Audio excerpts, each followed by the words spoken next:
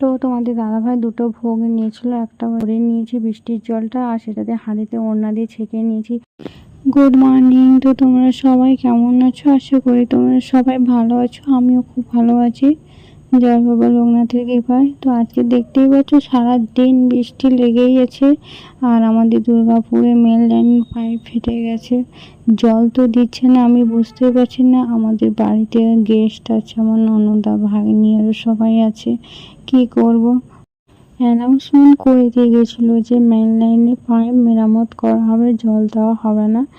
তো ওভারলোডের জল তো সেরকম পড়েনি যে বালতিতে ভরে রাখবো, এমন পরিস্থিতি পড়েছে তোমাদের বলে বোঝাতে পারবো না। তো তোমাদের দাদাভাই কি করেছে, ইস্কন মন্দির থেকে রাধাকৃষ্ণ মন্দির থেকে ভোগ নিয়ে এসছে। এখানে তোমরা যখন যেমন ভোগ পেয়ে যেতে পারো, মানে সকালে দেখতেই পাবে, আগে পয়সা দিয়ে আসতে হয়, তো টোকন কাটতে হয়। তো তোমাদের দাদাভাই দুটো ভোগ নিয়েছিল, একটা হচ্ছে দুটো প্লেটে মাটির প্লেটে আছে, আর একটা হচ্ছে মিষ্টি হাঁড়ি বাসন্তী পোলাও পুরো ঘিতে রান্না একটা হাঁড়িতে দিয়েছে। তো তোমরা দুর্গাপুর ইস্কন মন্দির থেকে ভোগ নিতে পারো।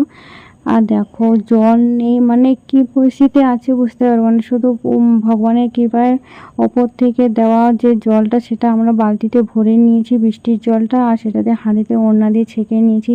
তো বুদ্ধির আইডিয়াটা কেমন, আইডিয়ার বুদ্ধি যাই হোক, মানে কেমন হয়েছে তোমরা কমেন্ট করে জানিও। কারোর বাড়িতে জল না থাকলে এই আইডিয়াটা ইউজ করতে পারবে। ভিডিওটি বন্ধুটা